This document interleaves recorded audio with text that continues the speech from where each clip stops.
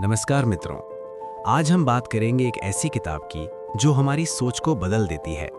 शरद तांडले की अद्भुत मराठी कृति रावण राजा राक्षसांचा, यानी रावण राक्षसों का राजा।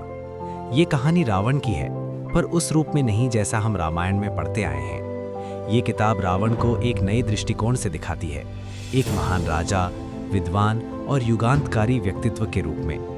लेखक शरद तांडले दिखाते हैं कि इतिहास ने रावण को हमेशा खलनायक कहा, पर क्या वो सच में केवल राक्षस था या एक ऐसा शासक जिसने अपने समाज को पहचान, ज्ञान और गौरव दिलाया।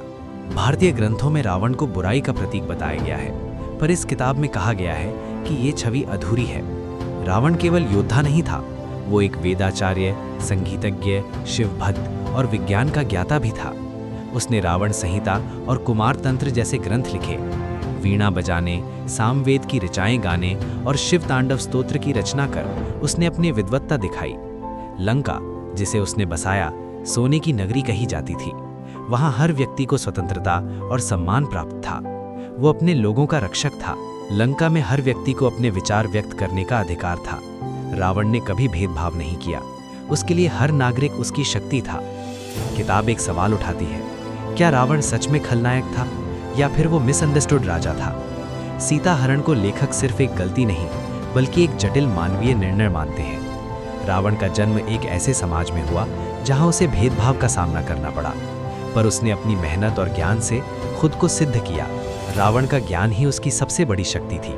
वो जानता था कि असली ताकत तलवार में नहीं, विचार में होती है। शिक्षा के बाद रावण ने शासन संभाला। उसने न्याय, समानता और स्वाभिमान पर आधारित शासन बनाया।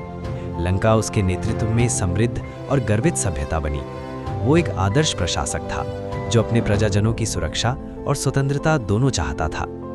रामायण के युद्ध को लेखक नए दृष्टिकोण से दिखाते हैं। रावण सिर्फ अहंकारी नहीं था, वो अपनी संस्कृति और सम्मान के लिए लड़ा।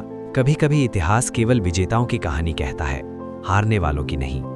इस किताब का सबसे बड़ा संदेश है, हर कहानी के दो पहलू होते हैं। रावण को केवल बुरा कहना आसान है, पर उसकी महानता को समझना कठिन। रावण केवल राक्षस नहीं था, वो एक विचार था जो युगों तक जिंदा रहेगा। लेखक दिखाते हैं कि कैसे जाति, संस्कृति और पहचान कई बार समय के साथ दबा दी जाती हैं। रावण उन सभी आवाज़ों का प्रतीक है जिन्हें इतिहास ने खामोश कर दिया है। रावण गिरा नहीं था, वो बस इतिहास की कहानी से हटा दिया गया था। रावण राजा राक्षसों का सिर्फ एक व्यक्ति की कहानी नहीं, बल्कि हमारे सोचने के तरीके को चुनौती देने वाली रचना है।